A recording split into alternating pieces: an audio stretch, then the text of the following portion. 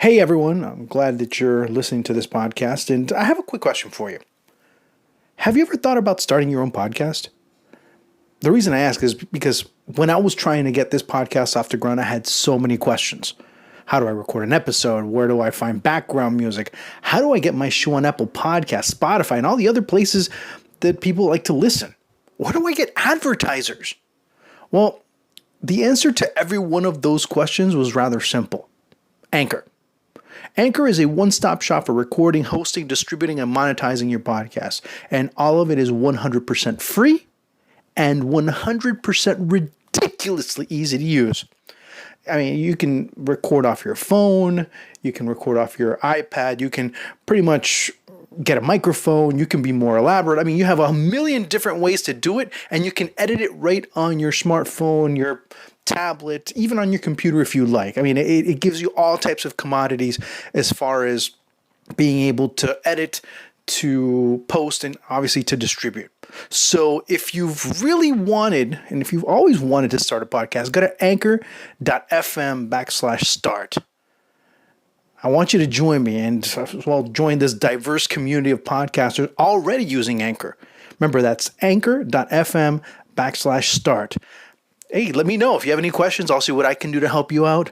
And I really hope to see that you are able to start your podcast. And you know what?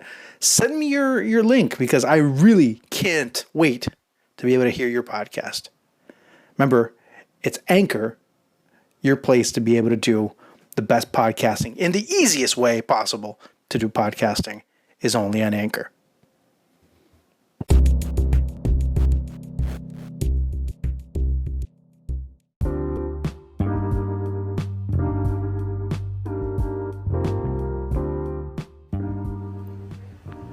I know this is a little bit late, but I had some power outage issues, and of course, Florida in June ends up being one of those things.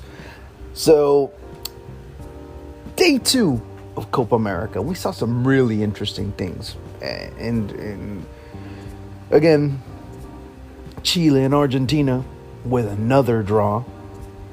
Again, these two teams are, it seems like when you see that Spider-Man meme of Spider-Man pointing at Spider-Man, it ends up being that, based on their virtues, based on their deficiencies, based on their strengths, based on their vulnerabilities.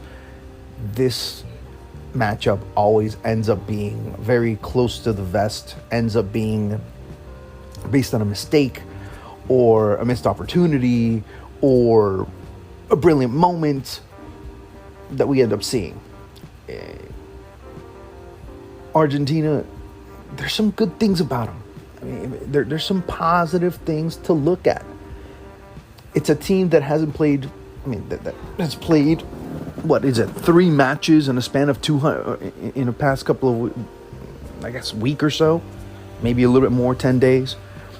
So when you look at the growth that it's had, of course, there's going to be moments that it's going to be a struggle. There's moments where you see that they have an understanding of what they need to do. There's an understanding of the moment. And there's also moments where, if you're an Argentina fan, you must want to pull your hair out because of the mistakes that they make in places that are familiar. Defensive mistakes, how players position themselves. Otamendi at this point ends up being just as lacking in being able to convince his coaching staff as much as Petzela, as much as Martinez Cuarta.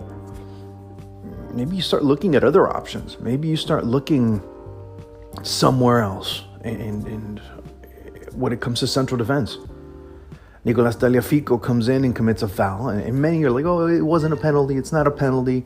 It's not a foul." It was. It simply was. And if you start looking at it, he came in late. He wasn't positioned properly. Neither was Otamendi, and he comes in because Otamendi wasn't positioned. Otamendi was defending with his back to the attackers at times. And his time at City has been long gone. And of course, part of the reason why he's not at City, he's in Portugal.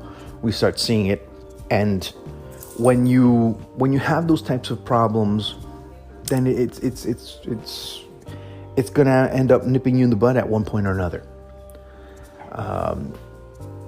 When Argentina plays, the theme ends up being constant. Yesterday you couldn't blame Messi, especially yesterday you couldn't blame him. He set up a few instances his teammates missed. So up to what point can you say, hey, he wasn't as active? Yeah, there was moments where he wasn't active, but damn, there was moments where he was putting the ball right in that cross into the area to Nico Gonzalez, and Nico Gonzalez ends up, being right in front of goal and heads it over. The opportunities that he put in, and of course, for Argentina, it depends on a Messi moment in order to be able to get the goal. A wonderful free kick, and it shows what he was able to learn. And it was interesting to hear Claudio Bravo, of course, a former teammate of Messi at Barcelona, say, yeah, look, I adjusted. And in the first matchup, and of course, there was a few free kicks that Messi was able to take in the World Cup qualifying match. And you saw him, one was saved incredibly by Bravo. Another one ends up hitting the woodwork. And then, of course, he said he had made his adjustments, and he did. And it was a well-taken free kick. Just, I don't know who else in the world is as good as him right now at that type of play. I don't know if there's anyone. And when you see those free kick opportunities right in front of goal, whether, a little bit to the right, a little bit to the left, I don't know if there's anyone else in the world that is as good as him right now.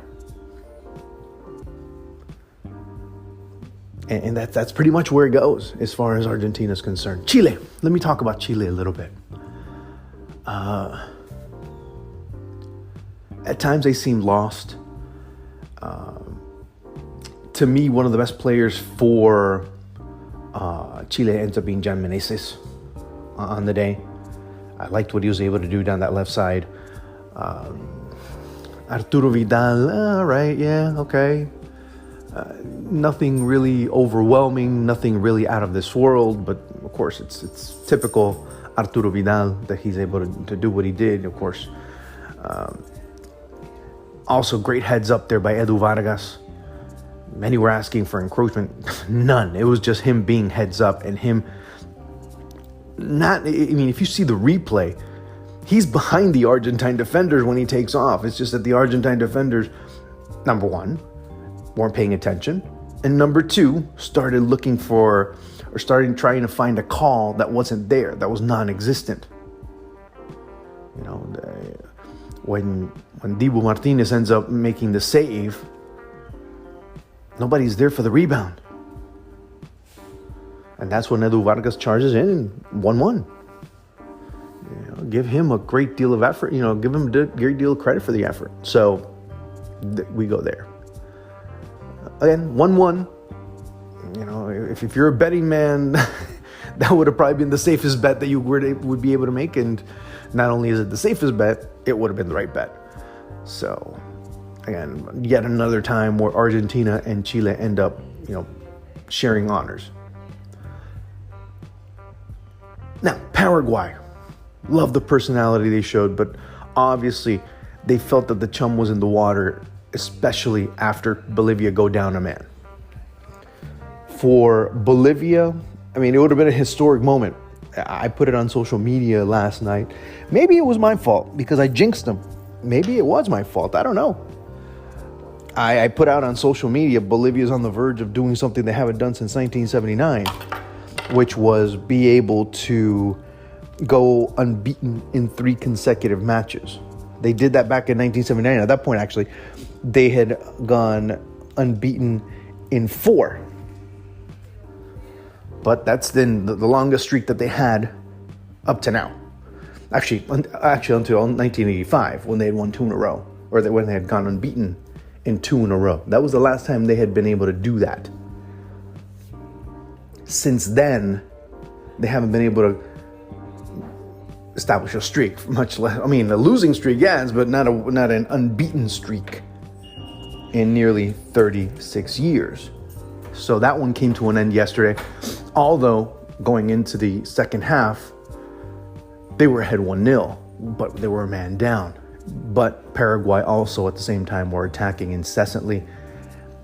It was a great second half performance by Paraguay where they were able to put them to the sword. Hey, you know what? They went a man down, justifiably so.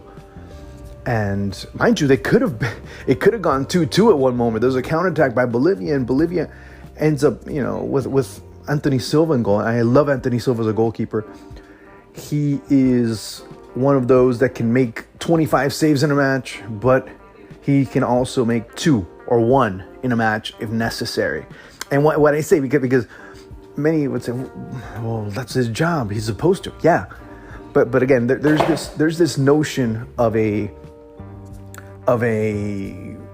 big club goalkeeper and a small club goalkeeper. And what I mean by that is that the small club goalkeeper makes 25 saves and lets one in. And he's still hailed as a great goalkeeper. But the goalkeeper that plays for the big club might have 1 or 2 opportunities, and he has to be able to come up big on both. And Anthony Silva kind of fulfills. He checks those 2 boxes at times.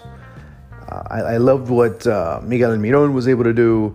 I loved what Paraguay was looking to do down the wings, which was a great strategy by Eduardo Berizzo. As soon as try to take advantage of what they have at their disposal. Angel Romero was phenomenal, very lethal in his finishing. So overall, it's been quite interesting to look at Paraguay, and to me, Paraguay either end up, and I said it before, they either ended up being the team that ends up getting eliminated in the first round, depending on how they play, or they're one of the dark horses. It's funny one says that, especially in a tournament like this, where 10 teams come into the group stage and 8 come out. But again, to me, it ends up being Bolivia, and as far as that's concerned, yeah, I mean, it's a very limited side. A team that outside of Marcelo Moreno Martins, for the past decade, hasn't been able to truly have many goal scorers. And when you get Bolivia out of La Paz, it ends up being a different team. And that's the biggest reality of it all. That this team is totally different. That this team can't have, as that quote-unquote 12th player, the altitude of La Paz every single time. That's what ends up happening. But for the most part, we see that Paraguay, yeah, they had their down moment, but they were able to bounce back, and they bounced back big, winning 3-1. And they have the tools, they have the players to be able to be that dark horse. Paraguay, once they start getting their act together, they could, I'm not talking about just only be a dark horse. They could be a team that qualifies for the World Cup. They could be a team that causes teams a lot of problems. Okay, fine, they didn't against Brazil.